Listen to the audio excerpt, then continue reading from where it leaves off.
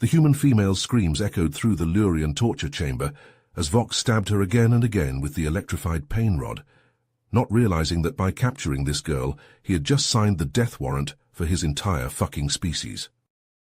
"I must say, this one has spirit," Vox laughed as he finally turned off the rod. The human prisoner, Natalie, slumped in her restraints, blood dripping from her many wounds. "She's lasted longer than any other human we've captured. How long until she breaks, Zar?" Zar shifted uneasily, keeping his eyes averted from the gruesome scene before him. "I don't know, sir, but maybe we should stop. I've heard rumors about humans. They say they'll stop at nothing if you harm their children or mates. This Natalie we've captured is apparently the daughter of one of their most elite soldiers. What if he comes for her?" Vox scoffed dismissively, picking his sharp teeth with the gore-encrusted pain rod. "Let him come! These primitive apes are no match for Lurian might. How many of their pathetic colonies have we conquered just in the last cycle? We'll defeat this elite soldier just like all the rest. Besides, with his daughter as leverage, what can he do? He'll have no choice but to surrender and reveal all of Earth's weaknesses to us." "I suppose you're right," Zar conceded, though doubt still flickered in his eyes. "The Emperor himself has decreed Earth will fall, so its resources can fuel our empire's expansion.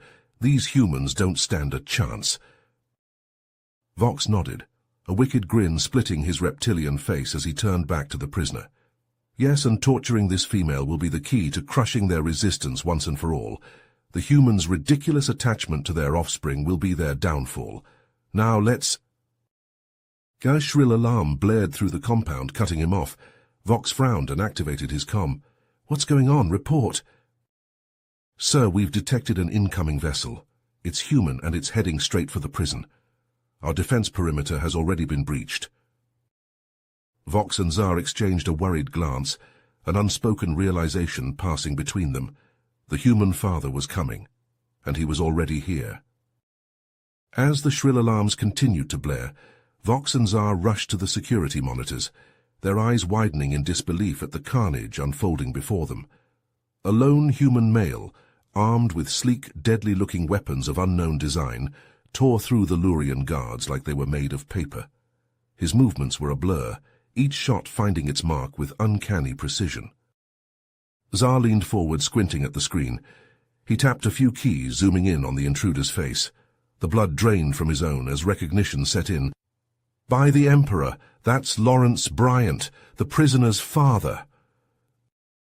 Vox snarled, slamming his fist on the console. "What? How did we not know this?" His eyes blazed with fury, realizing they had grossly underestimated this particular human. Zar's fingers flew over the controls, pulling up the military records they had on Lawrence Bryant. His eyes widened further as he scanned the information. "He's not just an officer, sir. He's a highly decorated super soldier, genetically enhanced and trained in advanced combat tactics that we've never seen before." Vox leaned over Zar's shoulder, reading the records for himself. A chill ran down his spine as he saw the long list of battles Lawrence had single-handedly turned in the human's favor. "The Reaper," Vox muttered, using the nickname their kind had given this fearsome warrior. On the screens, Lawrence continued his relentless advance, dispatching dozens of the best Lurian soldiers with a speed and skill that seemed impossible for a mere human. Zar swallowed hard, tearing his eyes away from the monitors. "Sir, we need to sound the retreat. He's cutting through our men like they're nothing. We can't stop him." Vox whirled on Zar, teeth bared. "No, we will not run from this primate. All units converge on the intruder's position. Surround him." Zar gaped at Vox in disbelief. "Are you mad? We need to cut our losses and evacuate. This human, he'll kill us all." A cruel smile twisted Vox's lips. "We're not running. This is our chance, don't you see? If we can capture him, break him, it will demoralize the entire human resistance. They'll crumble without their greatest hero." Zar shook his head but said nothing more as they watched Lawrence carve a path of destruction deeper into the compound. Vox paced, his claws gouging furrows in the console, frustration mounting with each soldier that fell to the human's blades and bullets. Minutes dragged by, feeling like hours. Zar studied the route Lawrence was taking, and a terrible realization dawned. "Sir, He's heading for the cell blocks, for his daughter. Vox paused, a slow, vicious grin spreading across his face. Then that's where we'll spring our trap. He may be a super soldier, but every man has his weakness, and we have his. He activated his comm. All units, pull back to cell block A7. Prepare an ambush. We'll use the female as bait. Just as Vox was about to give the order to spring the ambush, an urgent transmission from Lurian High Command interrupted him. The screen flickered to life, revealing the scowling visage of the Lurian Emperor himself. "Commander Vox," the Emperor growled, his deep voice dripping with displeasure, "I demand an update on the situation at once. Why have I received reports of a human infiltrator wreaking havoc in one of our most secure facilities?" Vox, his previous bravado evaporating under the Emperor's withering glare, stammered out a response. "Your Eminence, I assure you we have the situation under control. The intruder will be captured momentarily." The Emperor narrowed his eyes, clearly unconvinced. "Is that so? Then how do you explain the dozens of casualties already reported? This Lawrence Bryant seems to be making a mockery of our defenses." Tsar, sensing an opportunity to undercut his rival, chimed in. "If I may, Your Eminence, Commander Vox did initially dismiss the threat posed by this particular human. He believed our forces would easily overwhelm him." Vox paled, the memory of that disastrous security breach still fresh in his mind. Lawrence Bryant had single-handedly infiltrated the heavily guarded compound and made off with several pieces of advanced weapons technology, setting back the Lurian arms development by years. The Emperor continued, his tone scathing. "And what of the Battle of Proxima Centauri, where Bryant and a handful of human commandos managed to destroy our primary supply base, costing us control of the entire sector?" Vox shrank under the weight of his leader's anger, while Tsar struggled to suppress a smug grin. The Emperor leaned forward, his image dominating the screen. "Let me make this abundantly clear, Commander. You will capture or kill Lawrence Bryant. Failure is not an option. If he escapes, I will personally strip you of your rank and cast you to the furthest reaches of the Empire. Do I make myself clear?" Vox nodded vigorously, sweat beading on his brow. "Yes, Your Eminence, I will not fail you." As the transmission ended, alarms blared throughout the compound, red lights flashing in warning. Tsar checked the security feeds, his expression grim. Vox slammed his fist against the console, desperation and anger warring on his features. "All remaining troops converge on the cell block immediately. I want every available soldier in there. We'll drown him in bodies if we have to." Tsar hesitated, then spoke up. "Commander, if I may suggest an alternative approach." Vox whirled on him, eyes wild. "What? What could possibly work against this human monster?" A cruel smile played across Tsar's lips. "We still have his daughter. Perhaps it's time we used her as a shield. Even the great Lawrence Bryant would hesitate to risk his child's life." "Do it. Bring the girl to the cell block. We'll force Bryant to surrender or watch his daughter die before his eyes." Vox and Tsar burst into Natalie's cell, flanked by a squad of elite Lurian guards armed to the teeth. The sight that greeted them was pitiful. The human female, once so spirited and defiant, now hung limply in her restraints, her face a mess of bruises and blood. Vox strode forward, roughly grabbing Natalie by the hair and yanking her head up. He pressed the barrel of his plasma pistol against her temple, the weapon humming with deadly energy. "Call to your father," Vox snarled, his reptilian eyes boring into hers.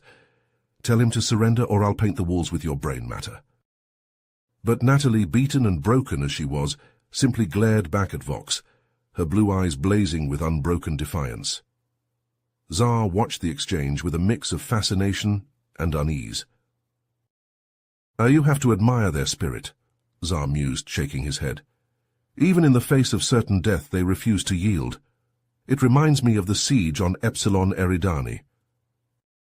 Vox glanced at his subordinate, his grip on Natalie's hair tightening. "What are you babbling about?"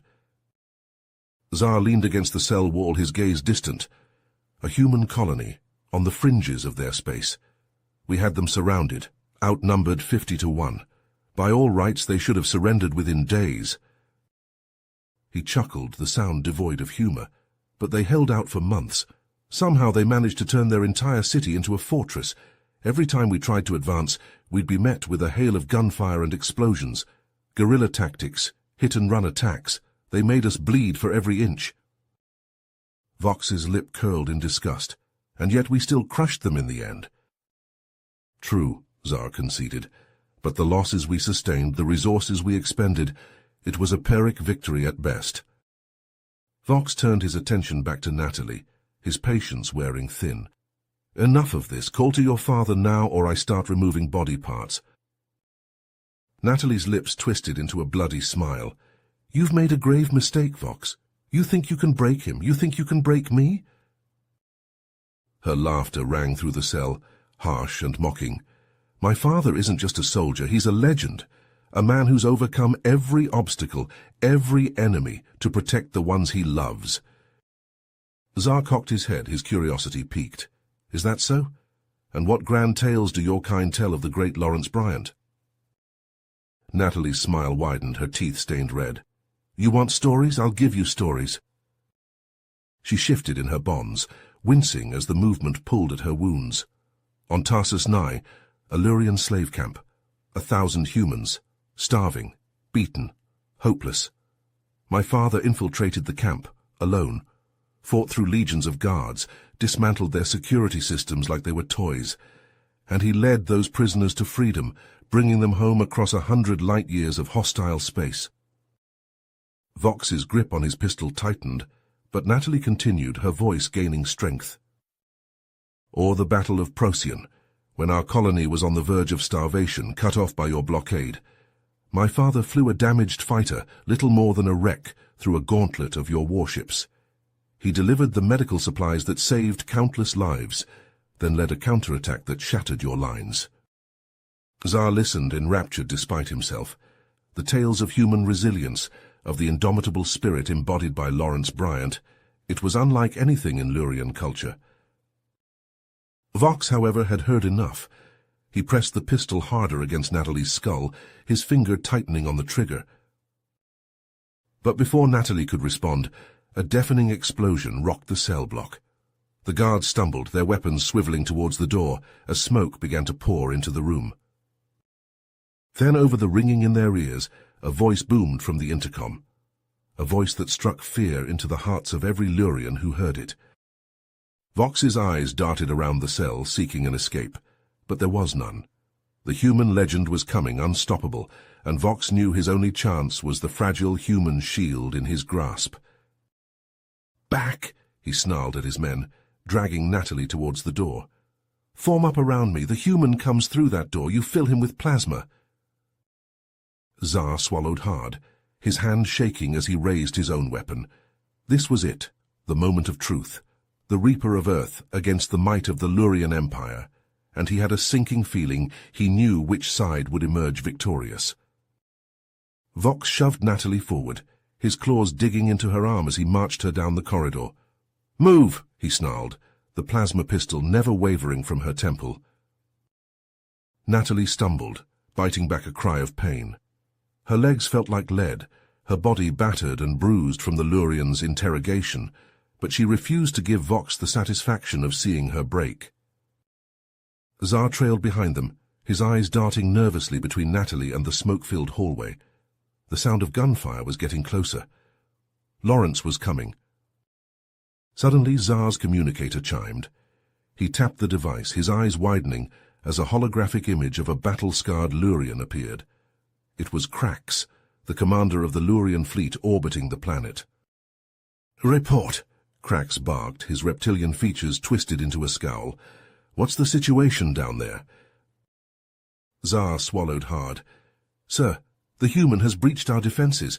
He's cutting through our troops like they're nothing. We can't stop him. Krax's eyes narrowed. Lawrence Bryant, he hissed, the name dripping with venom. I should have known. Krax's hologram flickered as he leaned forward. Know him? I've faced him in battle. He's a monster, a demon in human skin. Tsar leaned in, his curiosity piqued despite the dire situation. What happened? Krax's gaze grew distant, as if reliving a painful memory. It was at the Tygos shipyards. We thought it was impregnable, guarded by an entire fleet. But Bryant, he led a strike team, just a handful of humans. They slipped past our defenses like ghosts. Vox's eyes widened. Impossible. No human could... They did, Crax snapped. They infiltrated the shipyards, planted explosives on every warship in dock. We lost dozens of ships that day, our fleet crippled before it even left port. It set our invasion plans back by months. Zar shook his head in disbelief. How could one human do so much damage? Crax's fist clenched. That's the thing about Bryant. He's always one step ahead, always finds a way to turn our own strengths against us. Like the Battle of Corvus. Vox's head snapped up. I remember that. Our battle group was destroyed, but the report said it was an accident, a reactor malfunction. Crax laughed bitterly. Is that what they told you? No, it was Bryant. He captured one of our ships, used it to infiltrate the battle group. By the time we realized what was happening, it was too late. He'd sabotaged the reactor cores, turned our own ships into bombs. The entire battle group lost in minutes. Lost. Zar paled, the implications sinking in. If Bryant could do that to a Lurian fleet, what could he do here on the ground?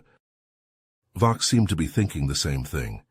We need reinforcements, he growled into the comm. Send every soldier you have. But Crax shook his head. No, it's too risky. If Bryant could infiltrate the shipyards, who's to say he hasn't already compromised our forces here? We could be walking into another trap. Zar shifted uneasily. Then what do? We can't just let him win. Crax was silent for a moment, his eyes calculating. Then slowly a cruel smile spread across his face. We use the girl, he said, nodding towards Natalie. She's his weakness. We lure him in, then hit him with everything we've got, including the psi weapon. Exactly, Crax said. Bryant won't see it coming. It's designed to target their physiology, to overload their primitive nervous systems. One hit, and he'll be writhing on the ground like the animal he is. Zar looked horrified. But, sir, using a weapon like that, it's a war crime. It goes against every convention of civilized warfare. Crax rounded on Zar, his eyes blazing. Civilized? You think the humans care about civilized warfare? They're barbarians, savages. They'll do whatever it takes to win, and so will we. Vox nodded slowly, a vicious gleam in his eye. Yes, the psi weapon, it's perfect. Bryant won't stand a chance. But before they could continue, Lawrence's voice boomed over the intercom once more. Vox, Zar, Crax, I know you can hear me. This is your last chance. Release my daughter and surrender, or I will bring this entire compound down on your heads. Crax snarled into the comm. You arrogant ape. You think you can threaten us. We have your daughter. Surrender or she dies. There was a moment of silence. Then Lawrence's voice again, cold as the void of space. And with that, the compound shook with the force of a nearby explosion, alarms blaring, lights flickering. Lawrence was coming, and nothing would stop him from saving his daughter. Vox clenched his fist, his eyes narrowing as he turned to his men. Set up the trap now, he barked, his voice laced with desperation. We'll lure Bryant in and hit him with the psi weapon. It's our only chance. The Lurian soldiers scrambled to obey, hastily assembling the components of the experimental device. Zar watched them work, a sense of unease gnawing at his gut. Sir, are you sure this is wise? He ventured, keeping his voice low. Bryant's already proven he's resourceful. What if this only provokes him further? Vox rounded on Zar, his teeth bared. You have a better idea? The humans cutting through our defenses like they're made of paper. This weapon is our best hope of stopping him. Zar leaned forward, intrigued despite himself. What happened? Crax's eyes took on a distant look. It was a hostage situation. Some of their diplomats had been captured by the Zorgans, a species known for their precognitive abilities. Everyone said it was a suicide mission. He shook his head. But Bryant and his team, they managed to infiltrate the Zorgan stronghold, used disguises, stealth tech, even turned the Zorgans' own defenses against them. It was like something out of a damn spy hollow novel. Zar stroked his chin, considering. Maybe that's the key, he mused. Humans, they don't think like us. They're unpredictable, adaptable. Perhaps the way to beat them is to understand their psychology, anticipate their moves. Vox snorted derisively. Anticipate? They're savages, Zar. Brutes who only understand force and aggression. This war is proof of that. He gestured to the screen, where scenes of battle played out in grim detail. We're trying to bring order to the galaxy, to uplift these primitive species. But the humans? They just want to spread their chaos and destruction.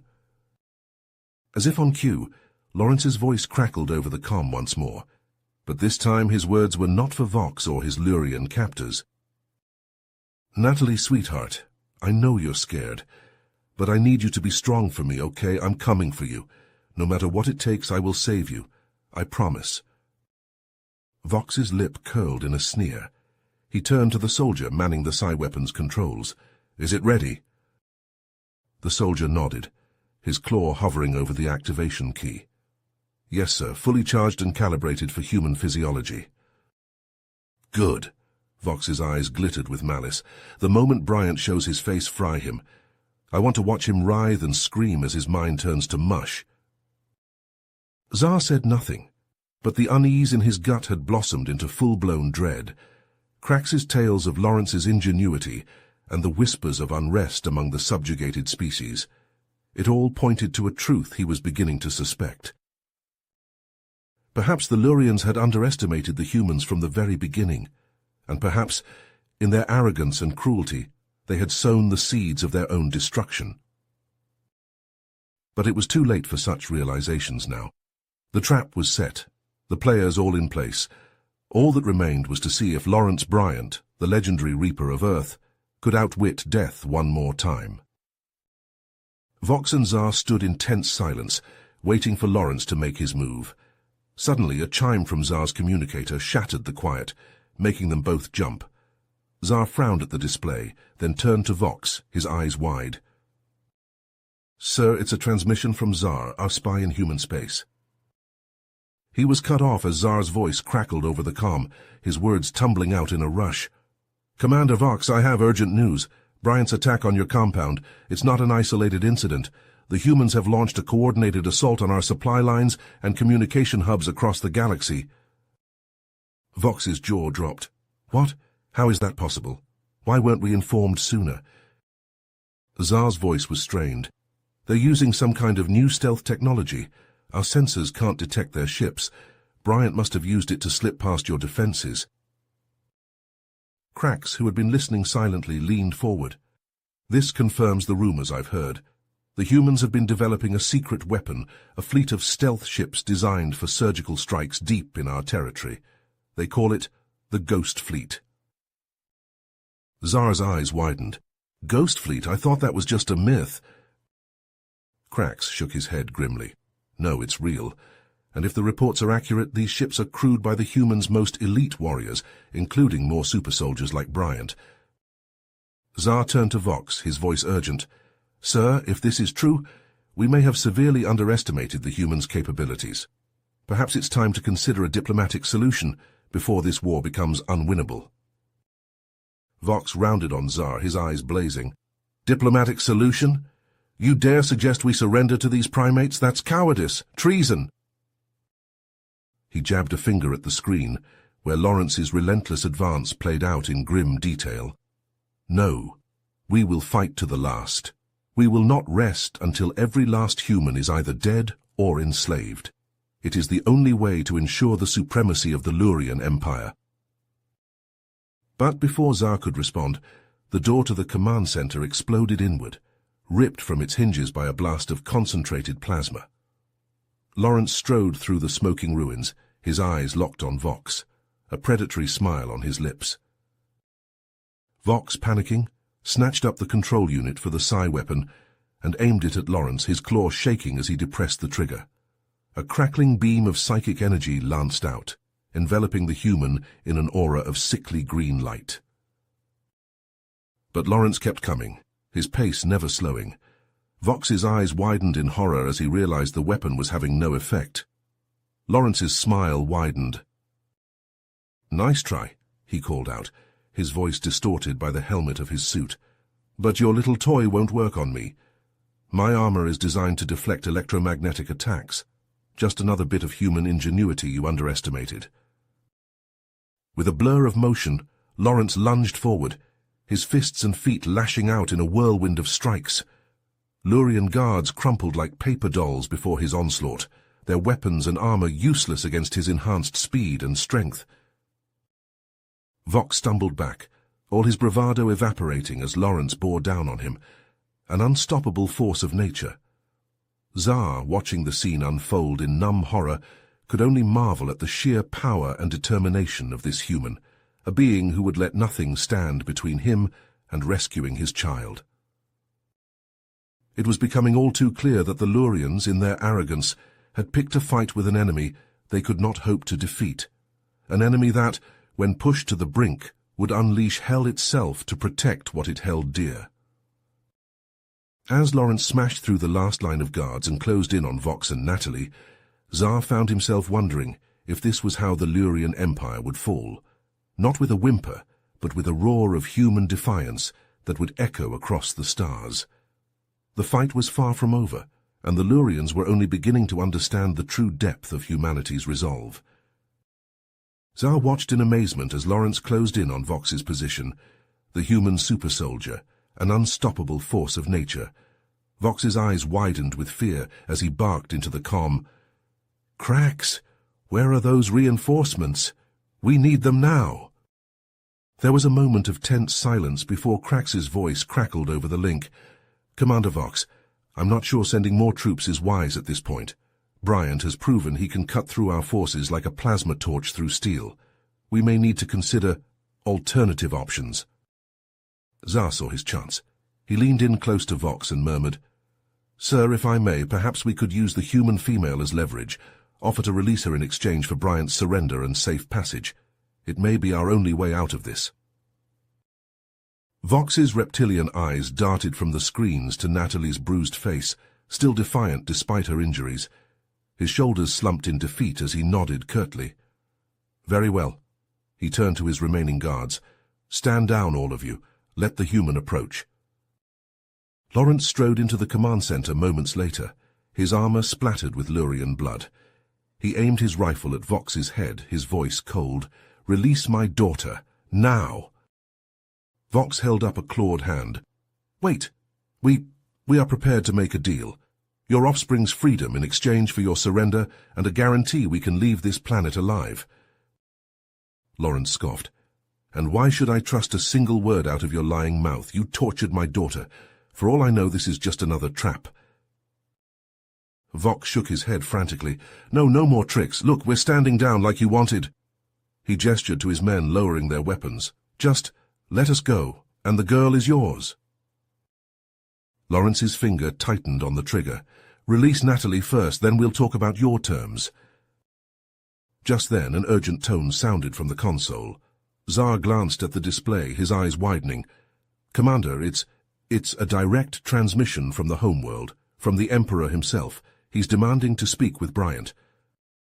Vox and Lawrence stared at each other for a long, tense moment. Then, slowly, Lawrence lowered his rifle. "Put him through." The screen flickered to life, revealing the scarred visage of the Lurian Emperor. He fixed Lawrence with a penetrating gaze.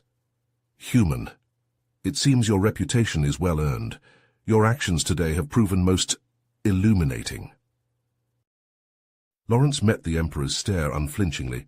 "I'm not here to impress you. I came for my daughter. So say what you have to say, then let us go." The Emperor leaned forward. "What I have to say is this. The Lurian Empire is prepared to discuss terms for a truce between our peoples." Lawrence blinked, taken aback. "A truce? After everything you've done, all the worlds you've invaded, the lives you've destroyed, now you want peace?" The Emperor spread his hands. "Your victories have forced us to re-evaluate many things, Bryant. Your species has proven to be a formidable adversary, one that perhaps we should seek to understand rather than conquer." Lawrence's eyes narrowed. "Forgive me if I'm a little skeptical of this sudden change of heart." "Your suspicion is understandable," the Emperor conceded. "But the truth is, this war has taken a toll on us as well. Our resources dwindle, our citizens grow weary of the conflict. There have been rumblings of discontent, even talks of rebellion. He leaned back. We find ourselves at a crossroads. We can continue down this path of mutually assured destruction, or we can choose a different way. Imagine what our two species could accomplish if we worked together rather than against each other. As the Emperor spoke, Vox listened in growing disbelief, all his ambitions, his dreams of glory and conquest, crumbling before his eyes, because of the human he had so badly underestimated. Tsar glanced at his commander, seeing the despair etched on his face, and felt a twinge of pity. Vox had been a proud warrior, but his pride had blinded him to the truth that the Lurians were not invincible, that their arrogance would be their downfall. As Lawrence and the Emperor continued their tense negotiation, Tsar's communicator chimed urgently. He glanced down, his eyes widening as he read the message scrolling across the screen. "Sir," Tsar said, his voice tight with barely suppressed excitement, "I've just received a transmission from the Lurian rebel faction. They claim they've been working with human forces to undermine the Empire's war efforts." Vox's head snapped around, his eyes narrowing. "What? Rebels working with humans? Impossible!" But Tsar shook his head, a grim smile tugging at the corners of his mouth. "There's more. They say a massive Lurian fleet is on its way here, with orders to destroy this facility and everyone in it, including us." Lawrence, overhearing the conversation, tensed. How long until they arrive? Tsar consulted the message again. "Minutes, perhaps less. We need to evacuate immediately."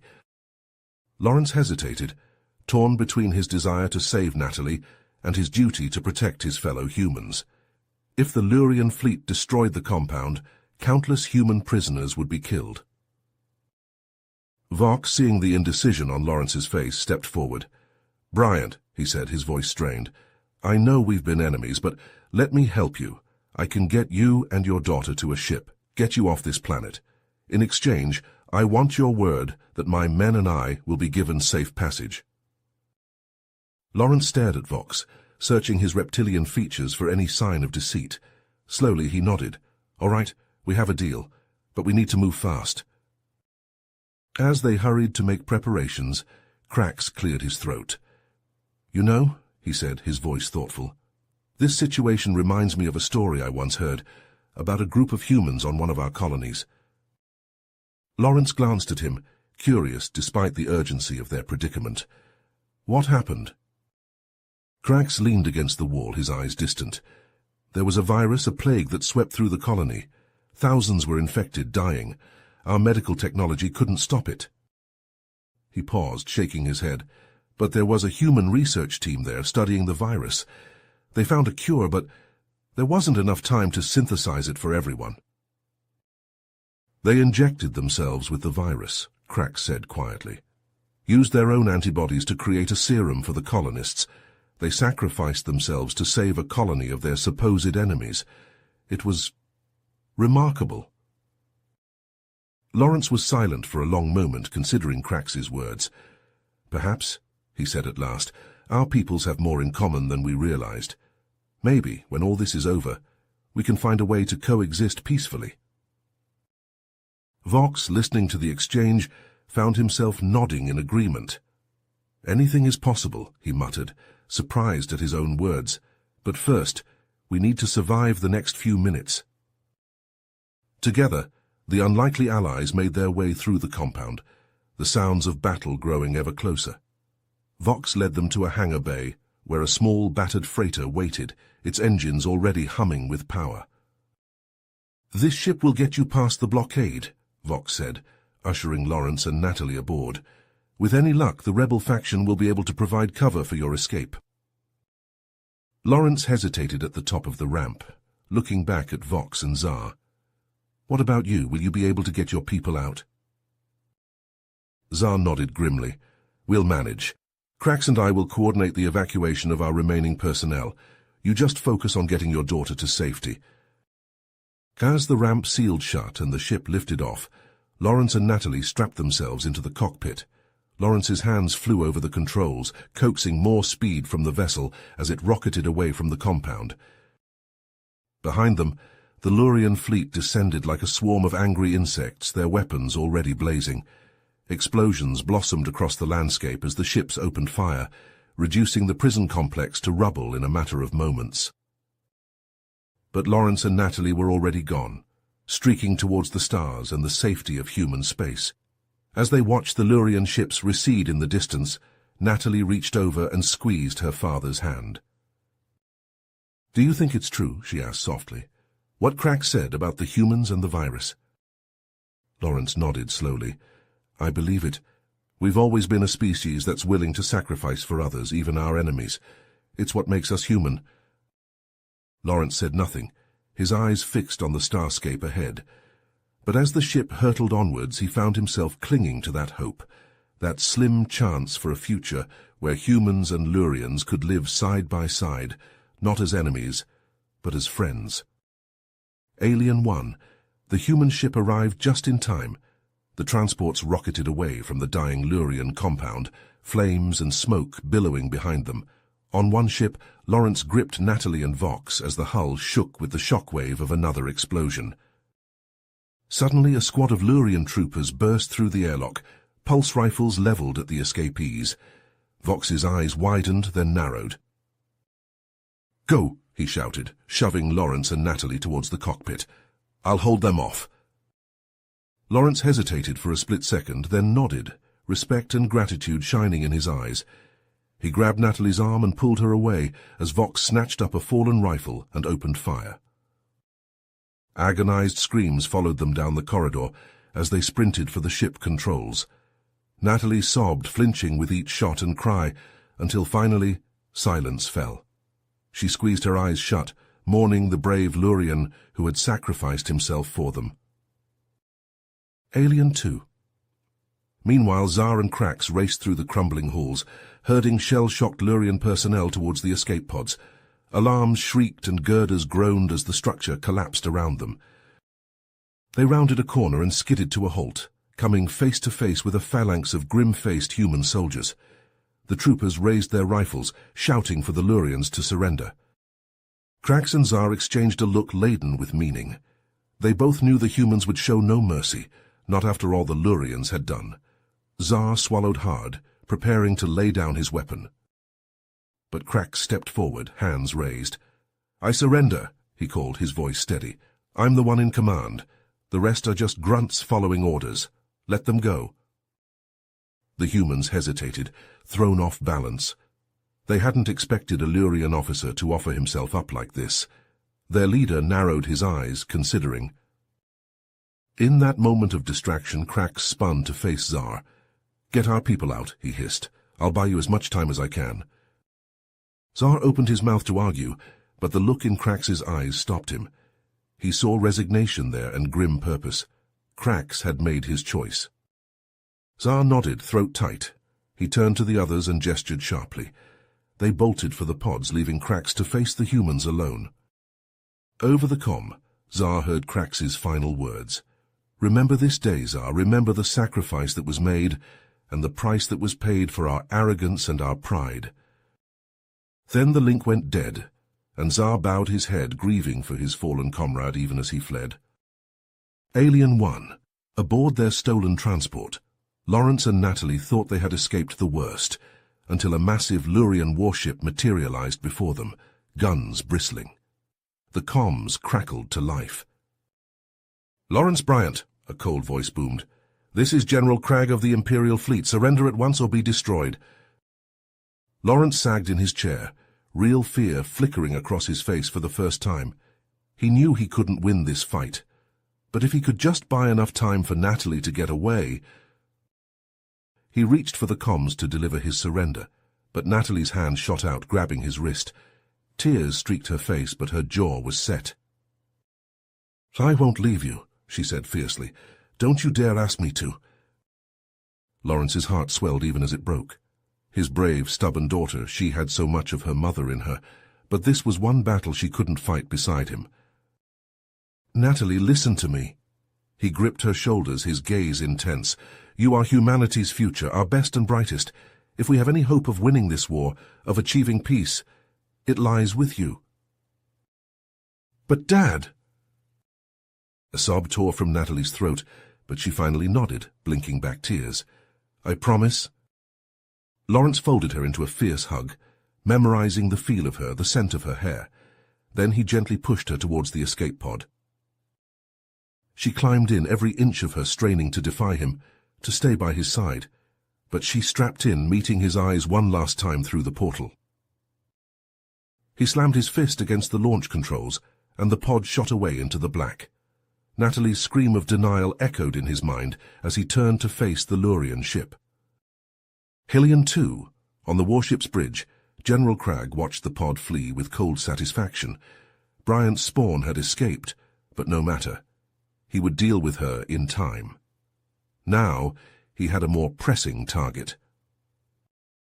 He activated the comms. I say again, surrender, Bryant, or face immediate destruction. You just don't get it, do you? Bryant said, something like pity in his voice. I will never surrender, not to you, not to anyone. I'll fight to my last breath, and even then, you won't have beaten me. Cragg frowned, unnerved despite himself. There was something in the human's tone, in the set of his features on the view screen, a calm certainty beyond the mere bravado of a cornered foe. It was as if Bryant knew something Cragg didn't. You would throw your life away? Cragg demanded. For what? You're vastly outnumbered and outgunned. You have no hope of victory here. He leaned forward, his gaze boring into Cragg's. My death will be the spark that lights the fire of resistance across the stars. Every human who hears of this day will know that we can stand against you, will be inspired to rise up and cast off the shackles of your oppression. Cragg's eyes widened as the true scope of Bryant's plan became clear. The human wasn't trying to win this battle. He was making himself a martyr, a symbol for his people to rally around. For a moment, Cragg almost admired the sheer audacity of it. The brilliance and bravery of this fragile ape who stood alone against the might of an empire, and smiled.